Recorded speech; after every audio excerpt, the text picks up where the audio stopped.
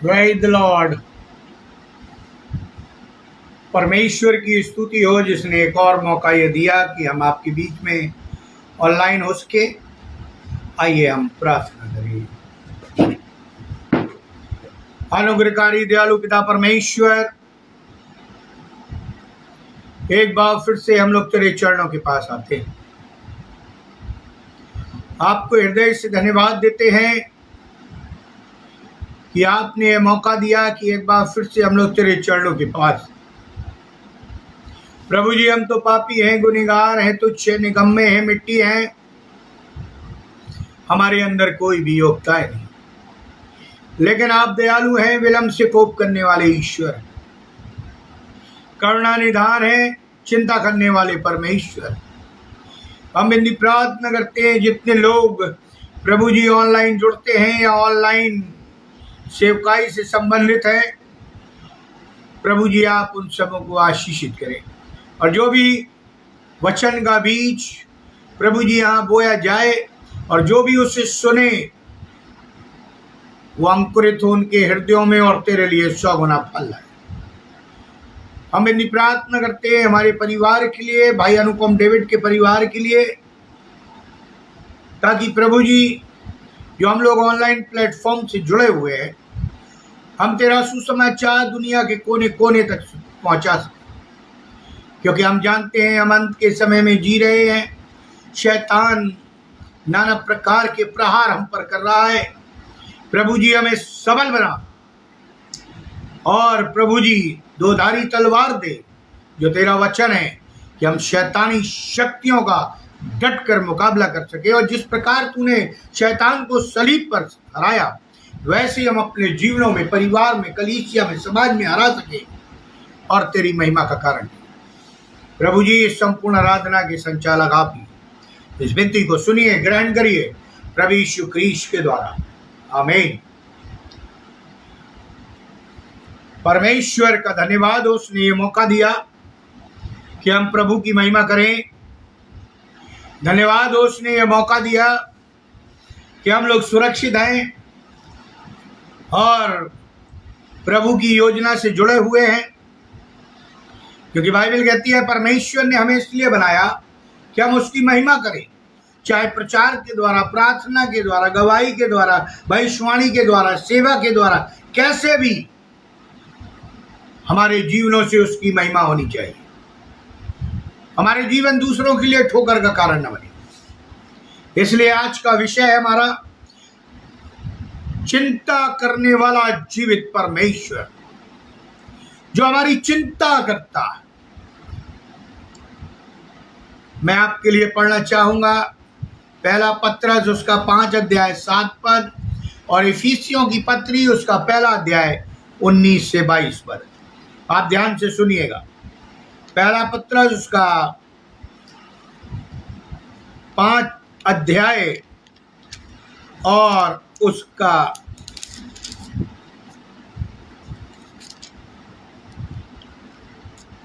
पहला 5 अध्याय 7 पद। देखिए क्या लिखा हुआ है। अपनी सारी चिंता उसी पर डाल दो, क्योंकि उसको तुम्हारा ध्यान है। अपनी सारी चिंता उसी पर डाल दो, क्योंकि उसको तुम्हारा ध्यान है। इफिसियों उसका 1 अध्याय 19 से 22 तक। और उसकी सामर्थ हम में जो विश्वास करते हैं कितनी महान है। उसकी शक्ति के प्रभाव के इस कार्य के अनुसार जो हमने मसीह में किया, कि उसको मरे हुओं में से जिलाकर स्वर्गीय स्थानों में अपनी दाहिनी ओर सब प्रकार की प्रधानता और अधिकार और सामर्थ और प्रभुता के और हर एक नाम के ऊपर, जो न केवल इस लोक में पर आने वाले लोक में भी लिया जाएगा, बैठाया और सब कुछ उसके पांव तले कर दिया और उसे सब वस्तुओं पर शिरोमणि ठहराकर कलीसिया को दे दिया। परमेश्वर अपने वचन के पढ़े और सुने जाने पर आशीष दे। आमीन। जैसा मैंने आपको अभी बताया कि आज का विषय है चिंता करने वाला हमारा जीवित परमेश्वर। इसमें कोई संदेह नहीं कि परमेश्वर हमारी चिंता करता है। चिंता के दो ही अर्थ हो सकते हैं। चिंता को फिक्र भी कहते हैं। फिक्र संदर्भ में कह सकते हैं कि जैसे मेरा बच्चा स्कूल से नहीं आया और मैं उसका इंतजार दरवाजे पर कर रहा हूं, उसके मार्ग की ओर ताक रहा हूं, चिंता की रेखाएं मेरे माथे पर हैं, हम व्याकुल हैं, शाम हो गई है, घर पर बेटा लौट कर नहीं आया, वो हमारी चिंता का विषय है। तरह तरह की आशंकाएं जीवन में उठ रही हैं, अन्य सदस्यों के जीवनों में उठ रही हैं। इस तरह की अजीब सी बेचैनी उन्हें महसूस हो रही है। यही एक चिंता। किसी ने कहा है चिंता चिता से भी बढ़कर है, लेकिन बाइबल क्या कहती है, हम इस पर आज चिंतन करेंगे। पवित्र बाइबल में जो शब्द चिंता शब्द आया है वो केयर करने वाला या ध्यान रखने के संदर्भ में है। जैसे कि हम और आप माता पिता अपने बच्चों की चिंता करते हैं, उन्हें केयर करते हैं, उन्हें अनुशासित रखते हैं, खूब अच्छी तरह उन्हें पढ़ाते और लिखाते हैं, मानवीय गुणों को अर्जित कराते हैं। जैसे मसीह माता पिता चाहते हैं कि उनका बच्चा मसीह यीशु के स्वरूप में ढले, अच्छी संगति करे, परमेश्वर का भय माने और केवल बच्चे ही नहीं, घर के सभी सदस्य परमेश्वर की को महिमा देने वाले। हमारे घर में कितने भी सदस्य हो सकते हैं, जो कंबाइंड फैमिली में रह रहे हैं वो भी, जो सिंगल यूनिट में रह रहे हैं वो भी, सबको परमेश्वर की महिमा करनी। परमेश्वर ने हम मनुष्यों को बनाया है कि हम उसकी महिमा करें। जो लोग प्रभु यीशु मसीह में और उसके वचनों में विश्वास करते हैं, वे किसी बात की चिंता नहीं करते। फिर सुन लीजिए, जो लोग प्रभु यीशु मसीह में और उसके वचनों पर विश्वास करते हैं, वे किसी बात की चिंता नहीं करते, चाहे वो फिर किसी भी प्रकार की परिवार में चिंता का विषय क्यों ना हो, क्योंकि वे जानते हैं कि उनकी चिंता या केयर करने वाला उनका जीवित परमेश्वर है, जिसने कहा है मैं तुम्हें कभी नहीं छोड़ूंगा, ना ही कभी त्यागूंगा।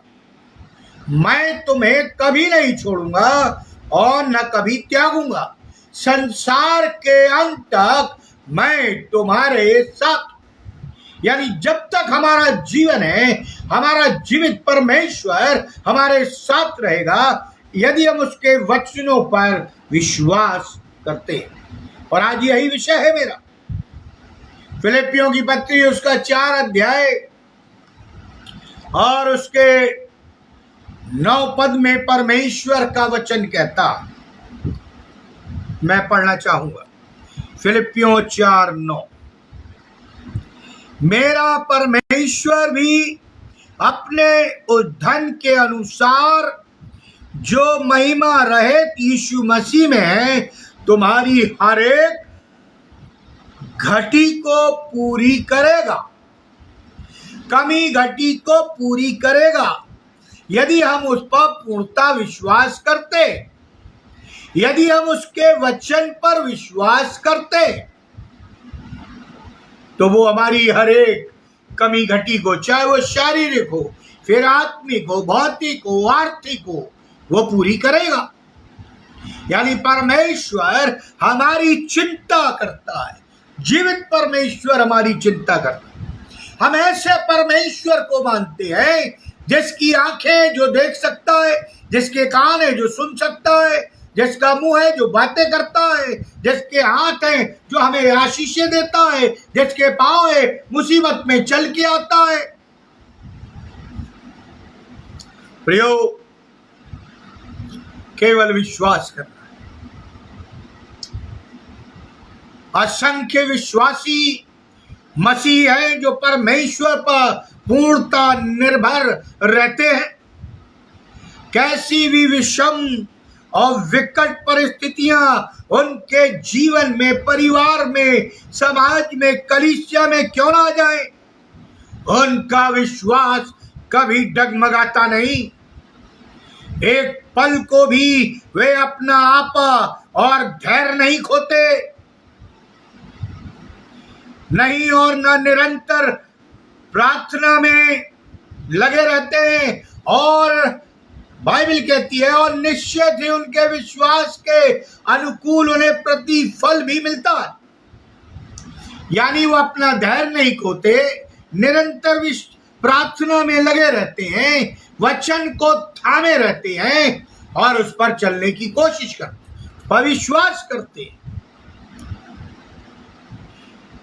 पहला पत्र 5:7 में लिखा, अपनी सारी चिंता उसी पर डाल दो क्योंकि उसको तुम्हारा ध्यान है। आज मनुष्य चिंता ग्रसित है, परमेश्वर का काम मनुष्य कर रहा है, तो वो कहां से कमी घटी पूरी होगी। बाइबल तो कहती है अपनी सारी चिंता यहोवा पर डाल दे, और वो हम अपने ऊपर लिए घूमते हैं, हम अपने ऊपर लिए घूमते हैं। मुझे एक मेरे दोस्त हैं, उन्होंने उदाहरण दिया था, मुझे बहुत अच्छा लगा कि एक व्यक्ति सिर के ऊपर टोकरी रख के कुछ फलों को लेकर बाजार जा रहा था, जो बहुत वृद्ध था, और वो कार से जा रहे थे। तो उन्होंने सोचा ये वृद्ध व्यक्ति है, मैं इसे अपनी कार में बैठा लेता हूं और मैं भी बाजार जा रहा हूं, ये भी उन फलों को बेचने जा रहा है और इसका बोझ कुछ हल्का हो जाएगा। और उसने उन्हें अपनी कार में बैठा लिया और वो अपनी टोकरी सिर के ऊपर फलों की रखे हुए थे, और वो पीछे वाली सीट पर वो व्यक्ति बैठ गया, लेकिन उसने वो टोकरी अपने सिर से नहीं उतारी और कार चल पड़ी। कुछ दूरी निकलने के बाद वो दो देखता है बैक मिरर में, अरे मैंने तो इस वृद्ध व्यक्ति की सहायता करनी चाहिए कि उसकी टोकरी भारी होगी, वो अपने सिर से बोझ उतार कर कार की सीट पर रख देगा, आराम से बैठेगा और फिर बाजार में जाकर बेचेगा। उसने उस व्यक्ति से कहा,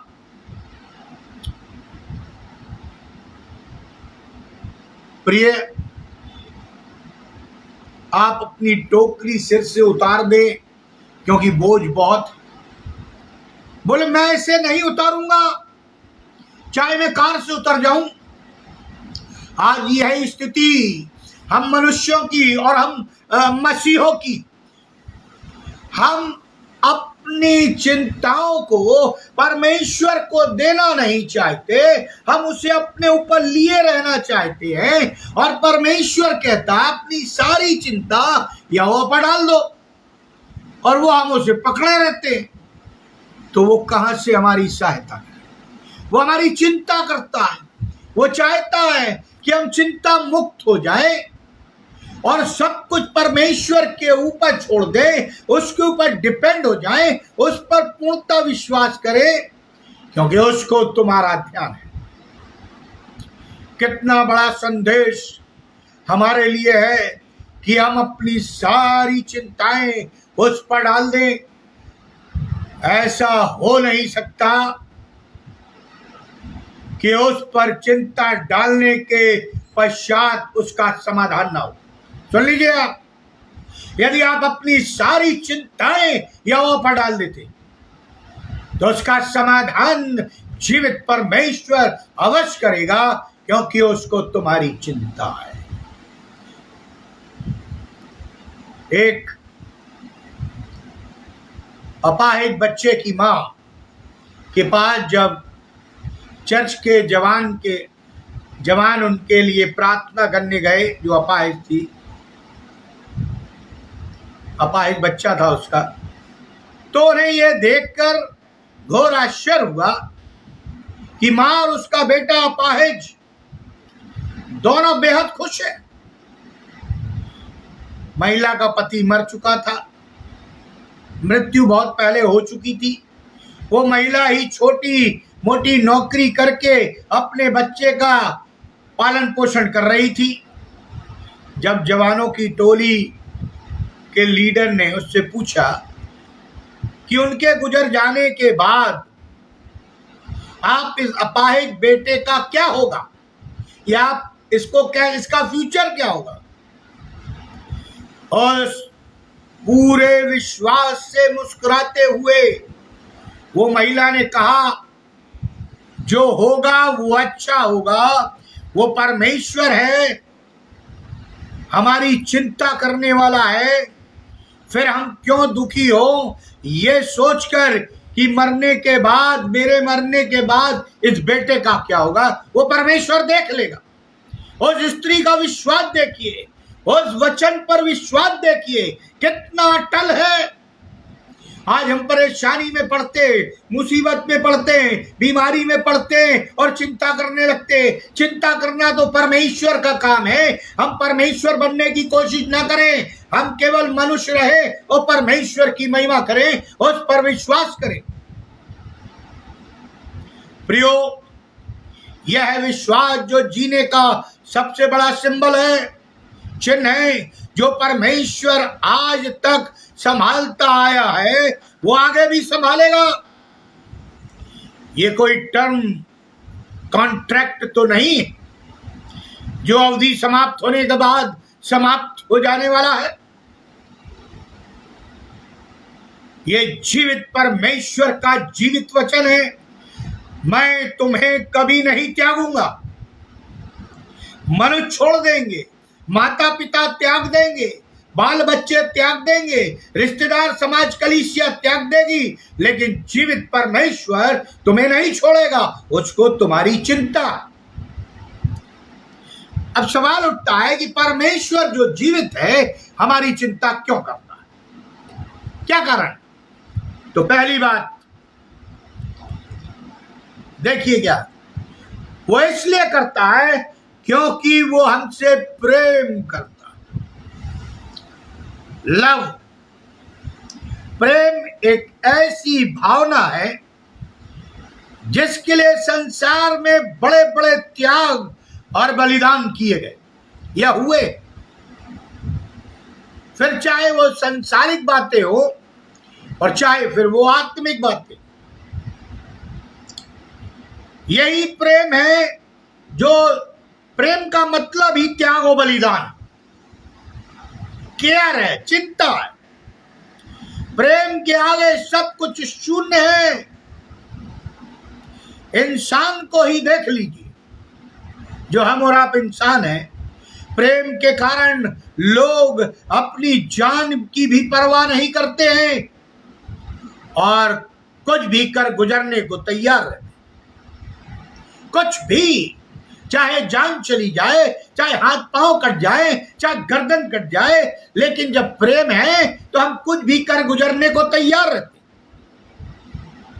इंसान का प्रेम तो सीमित और स्वार्थ परख होता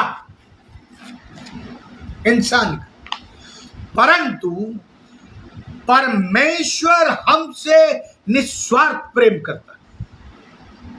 ईश्वर हमसे बगैर पक्षपात के प्रेम करता है।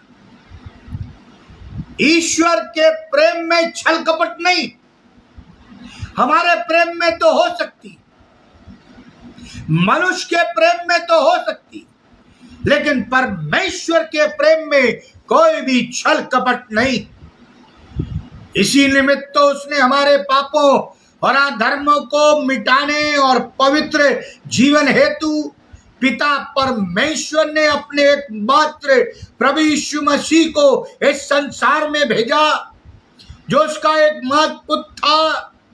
वचन में लिखा है यूहन्ना 3:16 में, क्योंकि परमेश्वर ने जगत से ऐसा प्रेम रखा कि उसने अपना एक लौता पुत्र दे दिया, ताकि जो कोई उस पर विश्वास करे वो नष्ट न हो परंतु अनंत जीवन पाए। देखिए, परमेश्वर ने अपने इकलौते पुत्र को भी दे दिया। संपूर्ण बाइबल इस बात की साक्षी है कि परमेश्वर हमसे कितना प्रेम करता है। क्या हम उतना ही प्रेम परमेश्वर से करते हैं? क्या हम अपने ईश्वर से उतना ही प्रेम करते हैं जितना वो हमसे करता है? शायद नहीं। और इसलिए लिखा है, परमेश्वर हमारी चिंता करता है। परमेश्वर हमारी चिंता करता है। प्रियो, प्रेम 2.5 अक्षर का शब्द, लेकिन बहुत गहरा है। हम गाना भी गाते हैं, समुंदर स्याही हो जाए, हर एक पेड़ की डंठल कलम हो जाए और नीला आकाश पेपर हो जाए, तब भी हम उसके प्रेम का वर्णन नहीं कर सकते। देखिए कितना था और कितना सीम प्रेम है उसका। और इसलिए वो हमसे प्रेम करता है, क्योंकि उसने हमें सिरजा है, अपनी समानता में बनाया है, उसे हमारी चिंता है, इसलिए वो हमसे हमारी चिंता करता है। दूसरी बात, वो हमारी क्यों चिंता करता है? उसने हमें अपनी संतान कहा। संतान, पुत्र और पुत्रियां। कोई भी किसी को अपनी संतान नहीं बना सकता। मैं किसी को भी कह दूं ये मेरी संतान है, ऐसा नहीं हो सकता। संसार में हम देखते हैं कि लोग एक दूसरे से रिश्ते तो बनाते, बहुत ध्यान से सुनिएगा, संसार में हर एक व्यक्ति एक दूसरे से रिश्ता तो बनाता है, पर उन रिश्तों में वो अपनत्व और गहराई नहीं होती जो परमेश्वर ने हमसे बनाए हुए रिश्ते में दिखाई, प्रकट की है। प्रियो, परमेश्वर ने हमसे प्रेम किया, परमेश्वर ने हमसे रिश्ता बनाया, परमेश्वर ने हमें पुत्र और पुत्री कह के बुलाया, अपने लहू से खरीदा। उसमें वजन है, गहराई है, उसके प्यार को दर्शाती है। ऐसे रिश्तों में यूं बोला जाता है, यदि हम किसी को बोले ये मेरा बेटा या बेटी है, तो मेरे बेटे या बेटी के समान।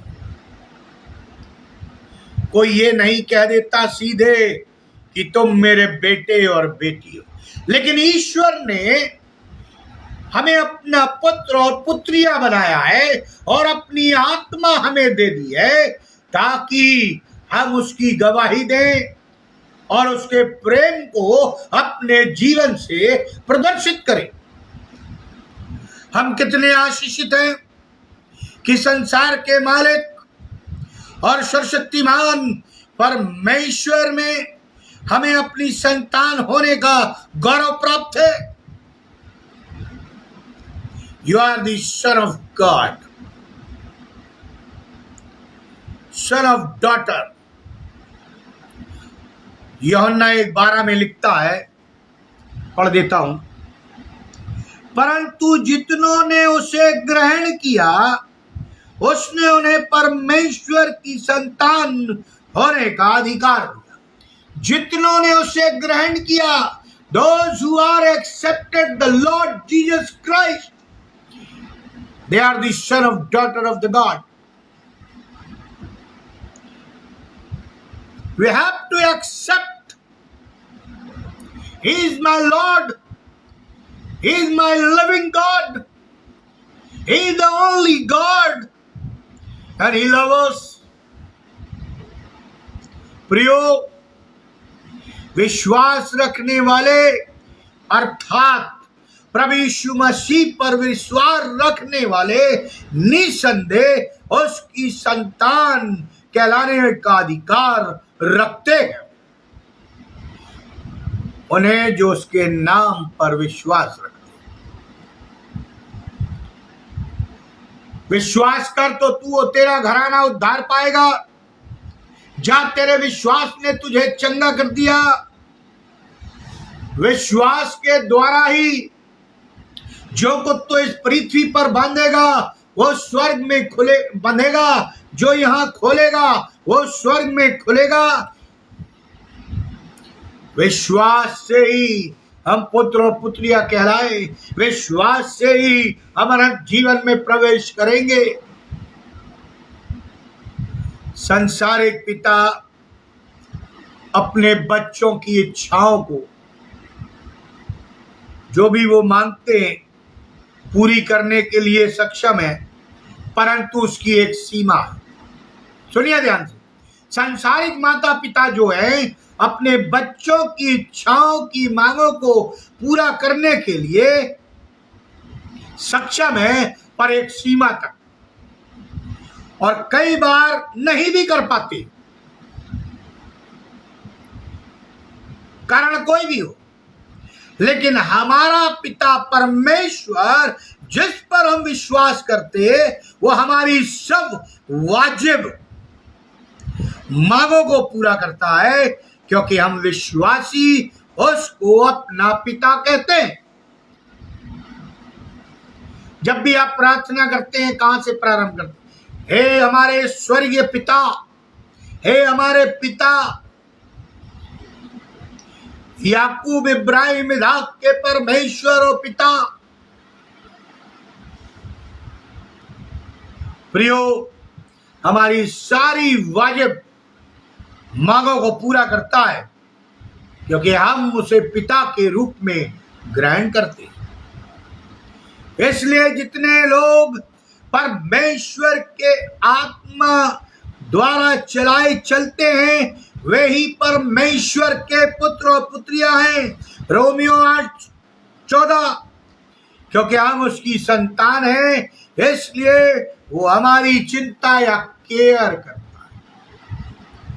करता है, चिंता करता है। उसे हमारी चिंता है। लिखा है ना, अपनी सारी चिंता या ऊपर डाल। हम कल क्या खाएंगे, कल क्या पिएंगे, छोड़ दो ये सब। जो सेवकाई में है, जो प्रभु की सेवा में है, वो सब छोड़ दें। क्या होगा, सब कुछ परमेश्वर के हाथ में डाल दें। लिखा उसे तुम्हारा ध्यान है। बाइबल कहती है उसने हमारा चित्र अपनी हथेली पर, यानी हमारा जो फेस का चित्र है वो अपनी हथेली पर उकेरा है। वो हमें बाय नेम जानता है। जब मां के गर्भ में थे उससे पहले जानता है, और जब आए तब जानता है। वो हमें बाय नेम पुकारता। प्रियो, उसने जब अपना पुत्र और पुत्रियां करके हमें बुलाया है, तो हमारा कर्तव्य क्या है कि हम अपनी सारी चिंता, चाहे वो शारीरिक हो, भौतिक हो, आत्मिक हो, संसारिक हो, उस पर डाल दें, और जो वाजिब है वो हमारी मांगों को पूरा करेगा। लिखा है मांगो, विश्वास से मांगो, तो तुम्हारा परमेश्वर तुम्हारे लिए कर देगा। तीसरी बात, वो हमारा स्वर्गीय पिता।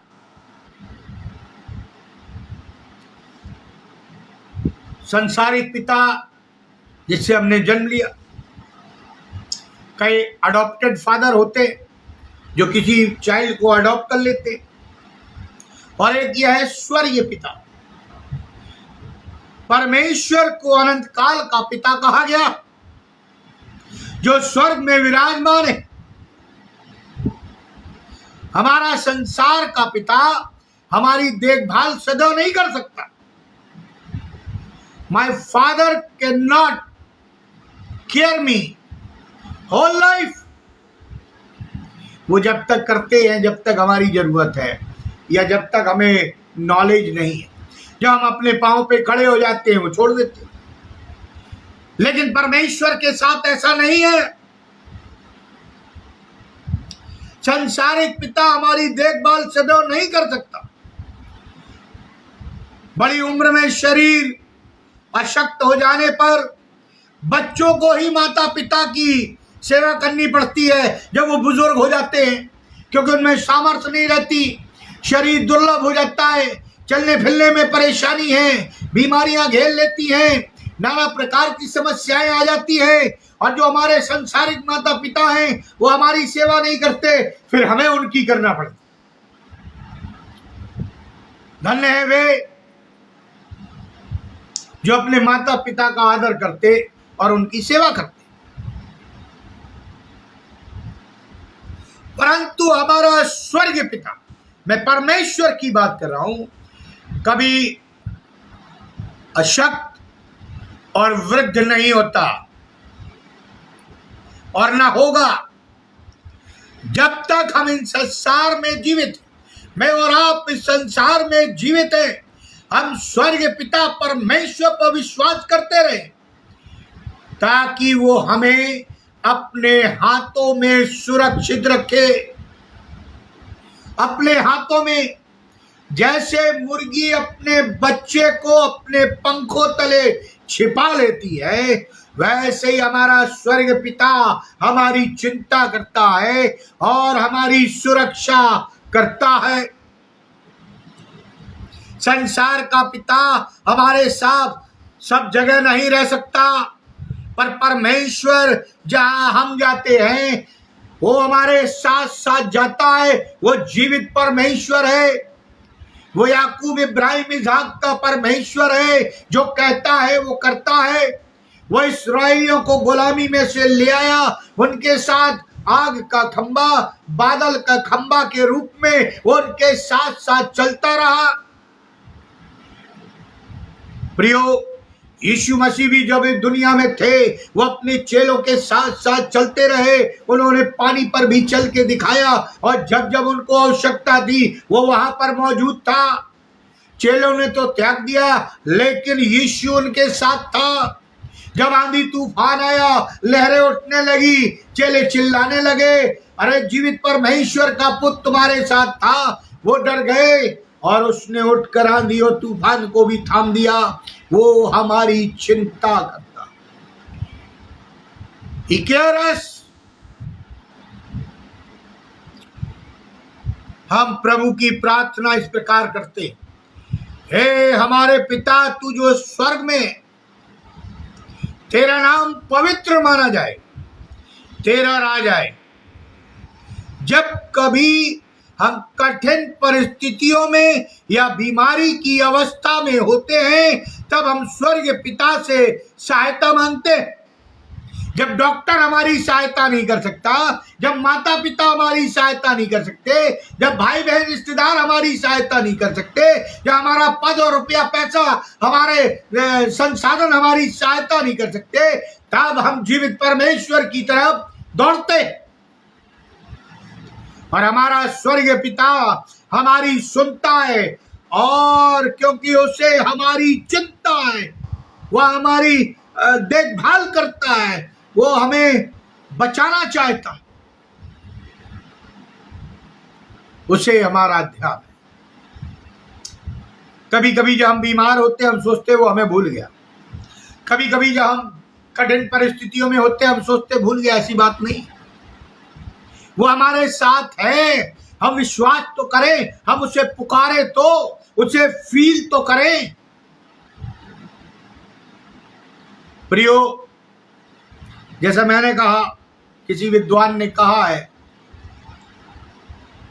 चिंता चिता से भी हम, यदि हम चिंता करेंगे तो चिता से भी भयंकर है। हमारे आत्मिक, शारीरिक, मानसिक यातनाओं से हम गुजरेंगे जो बहुत पीड़ादायक। इसलिए जीवित परमेश्वर ने कहा है, अपनी सारी चिंता यहोवा पर डालो, मुझे दे दो, तुम टेंशन मत पालो। क्या हम ऐसा कर रहे हैं या कर सकते हैं? देना हमें, करना हमें। यदि हम ऐसा नहीं कर रहे हैं तो आज से ही करना प्रारंभ कर दें। हम अपने, यदि जो कठिन कार्य हैं, बीमारियां हैं, जो बीमार हैं, वो ठीक नहीं हो रहे, अपने जीवित परमेश्वर को पुकारिए, यीशु को पुकारिए। दुष्ट आत्माएं ग्रसित हैं, यीशु को पुकारिए। फाइनेंशियल प्रॉब्लम है, यीशु को पुकारिए। दर्द है, बीमारी है, पुकारिए। शैतान के जाल फंदों में फंसे हैं, संसारिकता के लोलुपता में फंसे हैं, शैतान के जाल फंदों में फंस गए हैं, अपने जीवित स्वर्गीय पिता को पुकारिए, उसे तुम्हारा ध्यान है। चौथी बात, उसे हमारी चिंता है या केयर है, क्योंकि परमेश्वर सर्वशक्तिमान है, सर्वशक्तिमान है। यह बात निर्विवाद और पूर्ण सत्य है कि परमेश्वर सर्वज्ञानी, सर्वभौमिक, सर्वव्याप्त एवं सर्वशक्तिमान है, जिसने इस सृष्टि का निर्माण कर मनुष्य को भी निर्मित किया। सृष्टि और उसमें की प्रत्येक रचना सर्वशक्तिमान परमेश्वर के हाथों से रची हुई है। आज हम मनुष्य हैं, कई चीजें हमारी समझ में नहीं आती। ये कैसे हो गया? ये पृथ्वी कहाँ है? किस पर टिकी है? कौन चला रहा है? समय काल ये कैसे बदल रहे हैं? सूर्य पृथ्वी कैसे चक्कर लगा रहे हैं? क्या हो रहा है ब्रह्मांड में? क्या हो रहा है आकाश गंगा में? क्या दिखाई दे रहा है? क्या तैर रहा है? वैज्ञानिक अपना अपना दिमाग लगाते हैं, लेकिन परमेश्वर की सोच मनुष्य की सोच से कहीं अधिक सर्वज्ञानी है, सर्वभौमिक है, व्यापी है। प्रियो, परमेश्वर ने अपने प्रिय पुत्र यीशु को सारे अधिकार दे दिए जो परमेश्वर के पास अधिकार थे, उसने प्रभु यीशु मसीह को दे दिए।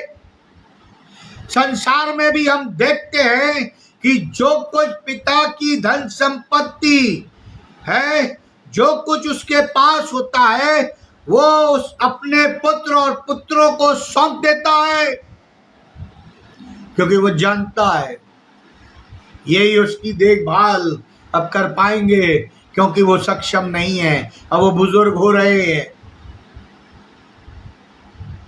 प्रियो, आज स्वर्गीय परमेश्वर जो सर्वशक्तिमान है, उसने हमें और आपको प्रभु यीशु मसीह के बलिदान के द्वारा स्वर्गीय अधिकारों की कुंजी दे रखी है। स्वर्ग और पृथ्वी का अधिकार दे रखा है। तभी तो हम यीशु नाम से बीमारों को चंगा करते हैं, यीशु नाम से दुष्ट आत्माओं को निकालते हैं, यीशु नाम से नाना प्रकार की बीमारियों को डांटते हैं। जो हमारे बस की बात नहीं है, वो यीशु नाम से हम करते हैं, क्योंकि वो अधिकार हमें मिला हुआ है। अगर ना मिला होता तो फिर हम ऐसा करने में सक्षम ना होते। अब ये आपके विश्वास के ऊपर है कि आपका विश्वास कैसा है। यदि आप विश्वासी हैं, आपका विश्वास आपके ईश्वर पर दृढ़ है, लिखा है जो कुछ भी विश्वास से मांगोगे वो तुम्हारा पिता तुम्हारे लिए कर देगा। इफिसियों 1:22 में लिखा है, मैंने अभी पढ़ा था, आपके लिए फिर पढ़ देता हूं। उसने सब कुछ उसके पैरों तले कर दिया और उसे सब वस्तुओं पर शिरोमणि ठहराकर कलीसिया को दे दिया। कलीसिया यानी चर्च, विश्वासियों का समूह। लेकिन क्या कलीसिया अपने जीवित परमेश्वर के दिए हुए अधिकार का उपयोग कर रही है या दुरुपयोग कर रही? ऐसा परमेश्वर जिसने हम मनुष्यों की रचना अपने हाथों से की, उनकी चिंता वो क्यों नहीं करेगा? इफिसियों 1:4 में लिखा हुआ है, उसने हमें जगत की उत्पत्ति से पूर्व मसीह में चुन लिया। जगत की उत्पत्ति से पूर्व परमेश्वर ने प्रभु यीशु मसीह में हमें और आपको चुन लिया है। केवल हमें विश्वास करना है। प्रियो, कितनी विचित्र बात! हम सर्वशक्तिमान परमेश्वर पर विश्वास ही नहीं कर पा रहे। हमारे कलीसिया में कोई आश्चर्य कर्म ही नहीं हो रहे, बीमार चंगे नहीं हो रहे, दुष्ट आत्माएं निकल नहीं रही, शांति व्याप्त नहीं है, हमारी प्रार्थनाओं का उत्तर नहीं आ रहा, क्योंकि हमारा विश्वास सर्वशक्तिमान पर नहीं है और हमने अपनी चिंता अपने संसाधनों के ऊपर, अपने लोगों के ऊपर, अपने प्रियों के ऊपर लगा दी है, जबकि बाइबल कहती है अपनी सारी चिंता यहोवा पर डाल दे। लिखा है, हे बोझ से दबे लोगों मेरे पास आओ, मैं तुम्हें विश्राम दूंगा। थके और बोझ से दबे लोगों, लेकिन हम अपना बोझ उतारना ही नहीं चाहते, छोड़ना ही नहीं चाहते। आप सबके पास मोबाइल है, और जब मोबाइल हैंग करने लगता है तो मैसेज आता है कि आपका इनकमिंग बॉक्स या जो भी स्टोरेज है वो भर गया, आप उसे खाली कर दें, और फिर आप उसको डिलीट मारते जाते हैं, और जब वो डिलीट हो जाता है तब वो हैंग होना बंद हो जाता है। आज ऐसे ही हमारा मसीह जीवन है कि हमारे जीवन में जो कमियां हैं, जो कमजोरियां हैं, जो पाप है, उसे हम डिलीट मार दें, दोबारा न करें, तो परमेश्वर की आशीषें हम पर बरसने लगेगी। पवित्र आत्मा हमारे ऊपर जुम्बिश या डेरा करेगा, वो हमारी अगुवाई करेगा, क्योंकि उसको हमारा ध्यान है, उसको वो हमारी चिंता करता, वो चिंता करता, वो चिंता करने वाला परमेश्वर है, वो हमें भूलता नहीं है। और शद्रक मेशक अबेदनगो को उसकी चिंता की, और आग में जब वो डाले गए तो वो वहां पर उपस्थित था। उसने दानियल की चिंता की, और जब वो शेर की मांद में डाला गया तो लिखा है उसने उनका मुंह बंद कर दिया, क्योंकि ये लोग जीवित परमेश्वर पर विश्वास करते थे। अय्यूब के बारे में आपने पढ़ा है, शैतान ने कहा परमेश्वर से, यदि तू अपनी आशीषें खींच लेगा तो ये अय्यूब भी तुझसे बगावत कर दे। परमेश्वर ने कहा जा, उसके प्राण को न छू। देखिए, परमेश्वर हमारी चिंता करता है, और इससे बड़ी बात वो हम पर विश्वास करता है, लेकिन हम उसे धोखा दे देते हैं, वो हमें धोखा नहीं देता, क्योंकि वो सर्वशक्तिमान परमेश्वर। और अय्यूब ने परमेश्वर के विश्वास को नहीं तोड़ा। पत्नी भी क्रोधित हो गई, बोलने लगी कोसो, आज हमारे आपके ऊपर मुसीबत आ जाती है, थोड़ी सी चोट लग जाती है, नाना प्रकार की समस्या आ जाती है, हम परमेश्वर पर दोषारोपण करने लगते हैं। प्रियो, जन्म से लेके अभी तक जो भी आपकी उम्र है या जिस उम्र के पड़ाव पर आप चल रहे हैं, देख लीजिए परमेश्वर आपके साथ रहा, नहीं तो हमारी और आपकी कोई औकात नहीं जो इस संसार में अकेले चल ले। प्रियो, वो सर्वशक्तिमान है, इसलिए उसे हमारी चिंता है। और इसलिए लिखा एफिसियों 1:4 में, उसने हमें जगत की उत्पत्ति से उस मसीह में चुन लिया, जगत की उत्पत्ति से। पांचवी बात, परमेश्वर अनुग्रहकारी और दयावंत है, इसलिए उसको हमारी चिंता है। केयर, वो हमारी केयर करता है। मैंने बताया ना, वो हमसे प्रेम करता है। उसने हमें अपनी संतान बनाया। वो स्वर्गीय पिता है, वो सर्वशक्तिमान परमेश्वर है, ईश्वरों का ईश्वर, प्रभुओं का प्रभु, परमेश्वरों का परमेश्वर यहोवा है, सर्वशक्तिमान है। और पांचवी बात, परमेश्वर अनुग्रहकारी और दयावंत। परमेश्वर का हृदय करुणा और दया से भरपूर है, तभी तो उसे दया सागर कहते हैं। पवित्र शास्त्र हमें, बाइबल हमें बताती है कि परमेश्वर दया करने में आगे है और क्रोध करने में धीमा।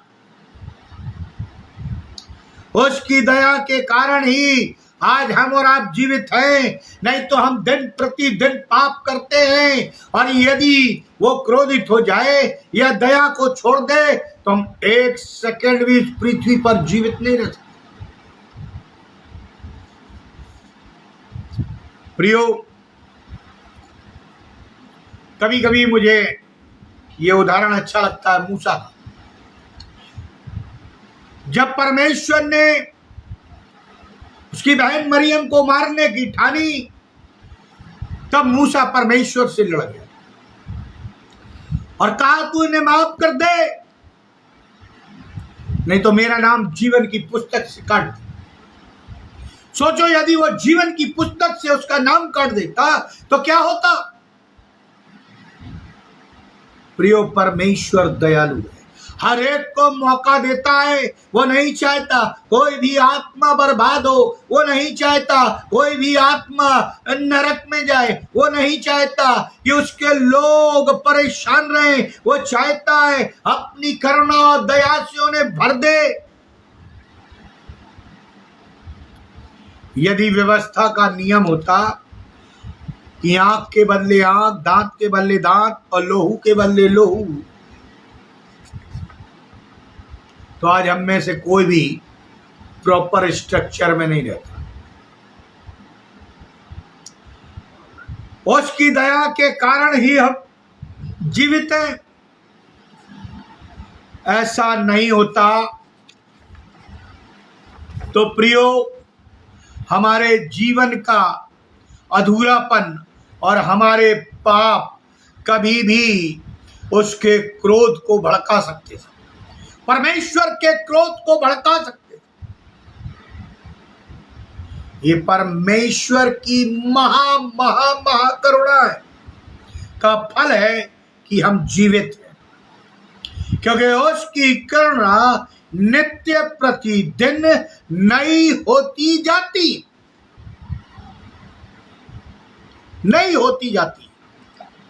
दयालु है, विलंब से कोप करने वाला।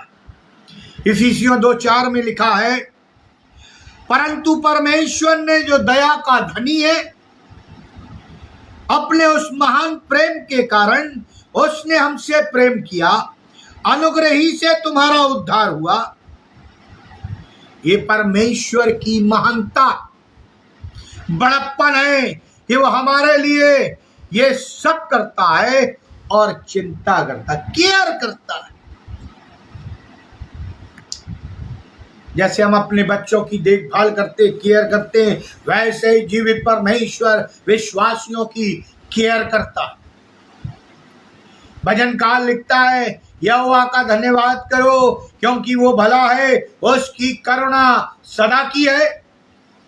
भजन संहिता 106:1 इस बात की गवाही देता है, यहोवा अपने सब मार्गों में धर्मी और सब कार्यों में दयालु है।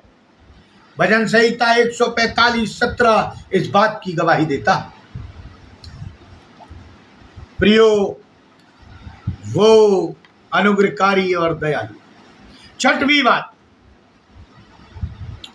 परमेश्वर नहीं चाहता कि हम नाश हो। टाइम बहुत तेजी से जा रहा है। परमेश्वर नहीं चाहता कि हम नाश हो। परमेश्वर किसी व्यक्ति के नाश होने से प्रसन्न नहीं होता, वरन वो चाहता है प्रत्येक व्यक्ति की आत्मा बचाई जाए। और इस निमित्त उसने अपने पुत्र को इस संसार में भेजा कि उसके बलिदान के द्वारा, उसके पवित्र लहू से हमारे सारे पाप धोए जाए और हमें उद्धार मिले और हम अनंत जीवन में प्रवेश कर सकें। क्योंकि लिखा है यहेजकेल 18:23 में,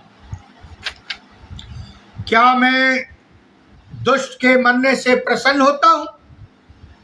क्या मैं इससे प्रसन्न नहीं होता कि वो अपने मार्ग से फिरकर जीवित रहे? प्रेरितों का काम एक्ट चैप्टर 3:19, इसलिए मन फिराओ और लौट आओ कि तुम्हारे पाप मिटाए जाएं। अभी भी समय है, हम लौट आए। परमेश्वर हमें नाश नहीं होने देगा क्योंकि उससे तुम्हारी चिंता। पवित्र शास्त्र इसका साक्षात प्रमाण है कि उस परमेश्वर को हमारी चिंता है। बाइबल का परमेश्वर ही सच्चा और अद्वैत परमेश्वर है जो इंसान को बर्बाद होते नहीं देख सकता। जब एक व्यक्ति बैकस्लाइड होता है, स्वर्ग में मातम छा जाता है, और जब एक व्यक्ति प्रभु यीशु को ग्रहण करता है तब जय जयकार होने लगती है। भजनकार लिखता है, यहोवा मेरा चरवाहा है, मुझे कुछ घटी ना होगी। हमारी चिंता करने वाला परमेश्वर हमें किसी भी तरह की कमी घटी नहीं होने देता। यदि आपका ध्यान या आप ध्यान देंगे तो पाएंगे कि कभी भी आपने किसी भी क्रिश्चियन को मसीह को भीख मांगते नहीं देखा हो कि कटोरा लेकर भीख मांग रहे हो। परमेश्वर हमारी केयर करता है, हमारी जरूरतों को पूरा करता है, उसे हमारी चिंता है। वो हमारे कपड़े, खाने पीने, उठने बैठने, बीमारी, हर बात की चिंता करता है। यहां तक कि हमारे बाल जो सफेद होते हैं उसको हमारी चिंता है, टूट कर गिरते हैं उसको हमारी चिंता। आपने कभी भी किसी विश्वासी मसीह को भीख मांगते नहीं देखा होगा, किसी के आगे हाथ पैर जोड़ते नहीं देखा होगा, भले उसकी आय कितनी भी कम हो, कितनी भी सीमित क्यों ना हो। वे विश्वास के साथ अपनी आवश्यकताओं को परमेश्वर के चरणों में रखते हैं और वो उन्हें उदारता से पूर्ण करता है, क्योंकि परमेश्वर कहता है, मांगो तो तुम्हें दिया जाएगा, ढूंढो तो तुम पाओगे, खटखटाओ तो तुम्हारे लिए खोला जाएगा। वो नाश नहीं होने देगा, वो भूखा मरने नहीं देगा। लिखा, शेर के बच्चे भूखे रह जाएं तो रह जाएं, लेकिन मेरे लोग भूखे ना रहेंगे। ना वे नंगे रहेंगे, ना भूखे रहेंगे। क्यों? उसको हमारी चिंता, वो जीवित पिता। और आखिरी और अंतिम बात कह के मैं समाप्त करना चाहूंगा, परमेश्वर के जन्म उद्धार का कारण बने। जो हम और आप परमेश्वर के लोग हैं, अपने आप को मसीह कहते हैं, परमेश्वर ने हमें राजदूत की उपाधि दी है। एक राजदूत का कार्य देश का प्रतिनिधित्व करना होता है। हमें भी परमेश्वर ने अपने राजदूत होने की बहुत बड़ी जिम्मेदारी सौंपी है कि हम अन्य जातियों में उसके उद्धार के कार्य की गवाही ठहरे। हम मन, वचन और कर्म के द्वारा सुसमाचार सुनाने का कार्य पूरी निष्ठा के साथ करें। प्रभु ने हमें आज्ञा दी, मैंने तुझे गैर यहूदियों यानी अन्य जातियों के लिए ज्योति ठहराया है कि तू पृथ्वी के छोर तक उद्धार का कारण हो। Act chapter 13 verse 47। परमेश्वर हमारी चिंता करता है कि हम उसके उद्धार के कार्य को निष्ठा पूर्वक लेकर उन लोगों तक जाएं जो प्रभु यीशु मसीह को नहीं पहचानते, जिनका उद्धार नहीं हुआ। उनके लिए हम आत्माओं को जीतें और स्वर्गीय राज में मिलाएं। यही हमारी ड्यूटी है। और मैं अपने कंक्लूजन में कहना चाहूंगा, परमेश्वर ने पहले हमें पापों से बचाया और हमें उद्धार का अनुभव कराया, और तत्पश्चात वो चाहता है कि हम उसके राजदूत के रूप में संसार के कोने कोने में उसके सुसमाचार को लेकर जाए। मैं गिडियन सेवा का बहुत आभारी हूं, जो सुसमाचार वितरित करने में बहुत आगे। पौलुस और बरनबास ने इस बीड़े को उठाया और उनके मध्य से बहुत बड़े कार्य प्रभु ने किए। पौलुस सुसमाचार सुनाता था, बरनबास सुसमाचार सुनाता था और बड़े बड़े काम होते थे। प्रेरितों के काम उसका 13 अध्याय 48 एक्ट 1348। जितने अनंत जीवन के लिए ठहराए गए थे उन्होंने विश्वास किया और प्रभु का वचन पूरे क्षेत्र में फैलाता गया। प्रियो, यही मैं अपने कंक्लूजन में कहना चाहता हूं। परमेश्वर हमसे बेहद प्रेम करता है क्योंकि उसको हमारी चिंता है। अतः हमारा कर्तव्य है कि हम ऐसे प्रेमी, दयालु, अनुग्रहकारी परमेश्वर के आज्ञाकारी बने और दृढ़ता पूर्वक उसको थामे रहें। फिलिपियों 2:5 कहता है, जैसा मसीह का स्वभाव था वैसा ही तुम्हारा भी स्वभाव। प्रियो, परमेश्वर तो हमारी चिंता कर रहा है। हम परमेश्वर के दूसरे आगमन की तैयारी कर रहे हैं, जो प्रभु यीशु मसीह हमें लेने आएगा। लेकिन क्या हमें उन आत्माओं की चिंता है जिन्होंने अभी तक प्रभु यीशु मसीह को नहीं पहचाना, उन्हें उद्धारकर्ता के रूप में ग्रहण नहीं किया? यह हमारी और आपकी कमजोरी है। हम राजदूत होते हुए भी अपने कार्य को विश्वास पूर्वक और सीरियसनेस के साथ नहीं कर रहे। अभी भी समय है, चेत जाइए, क्योंकि जब परमेश्वर हमारी चिंता कर सकता है तो हमें भी उसके कार्य को विश्वास के साथ पूरा करना चाहिए। क्या आप ऐसा करेंगे? ऐ विश्वासियों, भाई और बहनों, ऐ कलीसिया के मेंबरानों, क्या तुम सुसमाचार सुनाओगे? क्या तुम प्रार्थना करोगे? क्या तुम लोगों के पास जाकर अपनी गवाही जो प्रभु ने तुम्हारा उद्धार किया दोगे ताकि वो भी बचा लिए जाएं, या डर के मारे घर में बैठ जाओगे? प्रियो, प्रेम में यदि आप अपने जीवित परमेश्वर से प्रेम करते हैं तो उसमें त्याग होना चाहिए, बलिदान होना चाहिए। जो त्याग परमेश्वर ने किया अपने पुत्र को भेजकर, आज हमें भी उसका कर्ज चुकाना है। लिखा है, तुम्हें शेत में दिया गया से तुम्हें प्रियो। और यदि हम ऐसा नहीं करते तो अभागे हैं हम,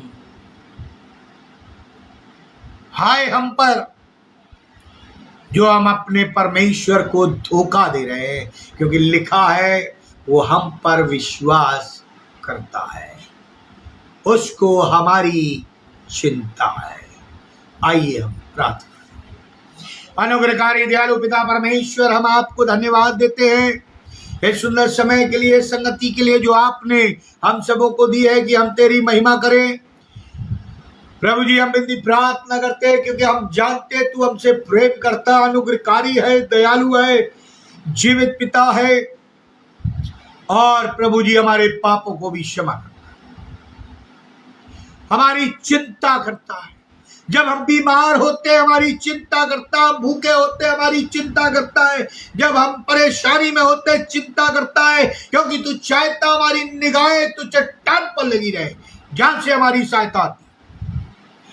हम संसार में इधर उधर ना देखे, हम अपने संसाधनों को, पदों को, पैसों को, नाना प्रकार की संसारिक चीजों को ना देखे, बल्कि हमारी निगाहें केवल तो चट्टान पर टिकी। तूने हमें अधिकार दिया है कि हम शैतानी शक्तियों से लड़े, और प्रभु जी वो अधिकार से हम मांग ले, क्योंकि लिखा है मांगो, विश्वास से मांगो तो तुम्हारा पिता तुम्हारे लिए कर दे। प्रभु जी हम सबों को आशीषित कर, भाई अनुपम डेविड के लिए, उनके परिवार के लिए, हमारे परिवार के लिए, हमारे लिए, सेवकाई के लिए, हम सबों को अपनी आत्मा से परिपूर्ण कर, कल के पवित्र दिन के लिए हम सबों को परिपूर्ण कर, ताकि प्रभु जी हम तुझ में आगे को बढ़े और तेरी महिमा का कारण ठहरे। तू हमारे आगे आगे चल ताकि तेरी महिमा हम कर सकें। प्रभु जी हमें नम्र दीन बना, हमें अपनी रिस्पॉन्सिबिलिटी को निभाने का में सबल बना, ताकि हम डरते और कांपते हुए तेरी सेवा में लगे रहे, और जब तक हमारे जीवन इस पृथ्वी पर है हम तेरी गवाही दे, क्योंकि तुझे हमारी चिंता है। प्रभु यीशु क्रीस्त के द्वारा आमीन। और परमेश्वर पिता का प्रेम, प्रभु यीशु मसीह का अनुग्रह और पवित्र आत्मा की सहभागिता हम सब विश्वासियों के साथ, और जितने ऑनलाइन जुड़े हुए हैं उन सबों के साथ, जब तक तो दोबारा आने से ठहरता है, जीवन के अंत तक बनी रहे। आमीन।